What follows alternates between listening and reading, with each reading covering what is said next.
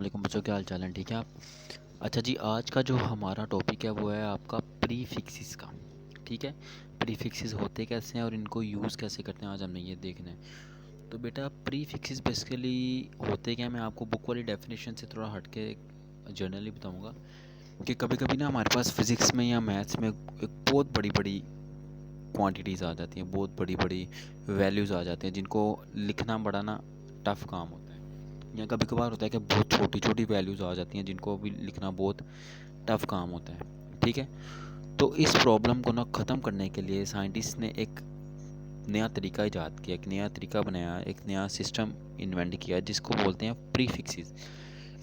यानी कि होता क्या है कि उन बड़ी बड़ी जो वैल्यूज़ होती हैं ना, उनको हम मल्टीपल्स और सब मल्टीपल्स में लिखते हैं। यानी कि उस वैल्यू की जगह या तो हम लेटर्स लगा देते हैं या हम सब मल्टीपल्स कोई 10 रेज टू पावर यानी कि 10 की पावर वाला कोई मल्टीपल या सब मल्टीपल लगा देते हैं। इसको हम बोलते हैं प्री फिक्सिस हैं। ठीक है हमारे पास, तो इनकी एग्जांपल्स हमारे पास कौन कौन सी हैं? हमारे पास किलो आ जाती है, मेगा, मिली, नैनो। ये आपकी बुक का पेज नंबर 109 है, 109। इस पर आपको एक टेबल मिलेगा प्री फिक्सिस का, वो आपने याद करना है। ठीक है ना, वहाँ पे आपको सब सारे के सारे मिल जाएंगे आपको। Exa, peta, tera, giga, mega, kilo, hecto, deca, deci, centi, milli, micro, nano, pico, femto and एटो।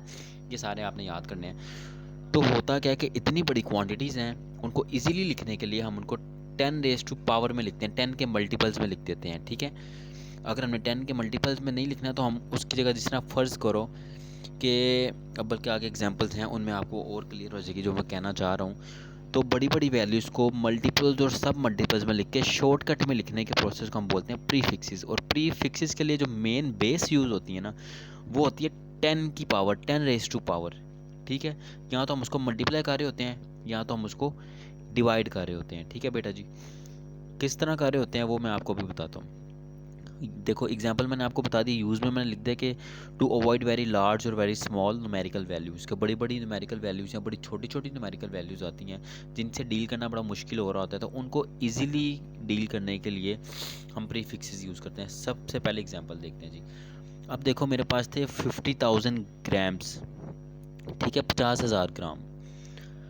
अब मैंने इसको लिखना है प्रीफिक्सेस की हेल्प से, ताकि मैं इसको शॉर्टकट में छोटा सा करके लिख दूँ। तो देखो 50, यहाँ पे जहाँ मैं क्लिक कर रहा हूँ ये 50 है हमारे पास। ठीक है, 50 मल्टीप्लाई बाई 1000 तो किसके इक्वल आ गया? 50,000। ऐसे ही होता है ना। तो इनके 50 को अगर 1000 से मल्टीप्लाई करोगे तो 50,000 ही आएगा। अब अगर आप अपनी बुक का पेज नंबर 109 निकालोगे, वहाँ पे आप देखोगे ना किलो को, KILO, तो होता है 10 रेज टू पावर 3। देखो 1000 1000 है, इसके एक के आगे कितने ज़ीरो हैं? 3 ज़ीरो हैं। तो मैं इसको लिख सकता हूँ 10 रेज टू पावर 3, यानी कि 10 की पावर 3। कितने ज़ीरो हैं? 3 ज़ीरो हैं, तो 10 रेज टू पावर 3 ऐसे भी लिख सकता हूँ। और इसको हम प्रीफिक्सेस की लैंग्वेज में बोलते हैं, ये हमारे पास किलो है। यानी कि कहीं पे किलो आ जाए तो आप कह सकते हो किलो इज इक्वल टू 1000 या फिर 10 उसकी पावर 3। क्लियर? अब देखो पहले वाली चीज़ पे दोबारा आते हैं। 50,000 था हमारे पास ग्राम्स, मैंने उसको दोबारा लिख दिया 50 मल्टीप्लाई बाय 1000, तो 50,000 ही बनेगा ना। ऑब्वियसली बात है, इसमें कोई मुश्किल चीज़ नहीं है। अब देखो ये एरो नज़र आ रहा है, 1000 किसके इक्वल था? किलो के इक्वल। ये 1000 जो था ये बराबर था किलो के, तो मैं इस 1000 की जगह किलो लिख सकता हूँ। किलो को शॉर्टकट में के, उसका सिंबल जो है। ठीक है, तो मैंने लिख दिया के। अब देखो इतनी बड़ी वैल्यू थी 50,000 ग्राम्स, उसको मैंने शॉर्टकट में कितना सा करके लिख दिया? 50 किलोग्राम्स।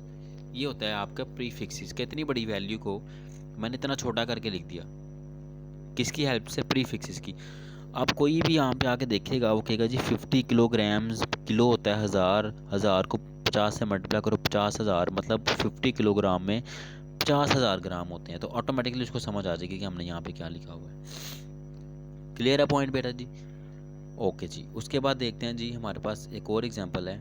यहाँ पे देखो 400,000 मीटर पर सेकंड, MS और S की पावर -1। ठीक है, अब इसको भी हमने शॉर्टकट में करके लिखना है। तो ये देखो 400 मल्टीप्लाई बाय 1000, तो 400,000 बन जाएगा पिछले वाली एग्जांपल की तरह, कोई डाउट नहीं। अब जो 1000 था वो किसके बराबर था? किलो। किलो को हम 1000 बोलते हैं। ठीक है ना, 1 किलो में 1000 होते हैं मल्टीपल्स उसके। या इसको 10⁻³ भी लिख सकते हो, जैसे पहले वाली हमने एग्जांपल में किया। तो देखो मैंने लिख दिया सेम वही जो मैंने रेड कलर में लिखा हुआ है 400, जहाँ मैं क्लिक कर रहा हूँ आपको नज़र आ जाएगा, मल्टीप्लाई बाय 1000 मीटर पर सेकेंड, वैसे लिख दिया। ठीक है, अब देखो इस 1000 की जगह मैं इस किलो का के लिख सकता हूँ ना। तो देखो 400 के बाद था 1000, लेकिन उस 1000 की जगह मैंने क्या लिख दिया, के लिख दिया, बाकी सारा वैसे ही है मीटर पर सेकेंड। तो देखो इतनी बड़ी वैल्यू को मैंने इतना छोटा करके लिख दिया।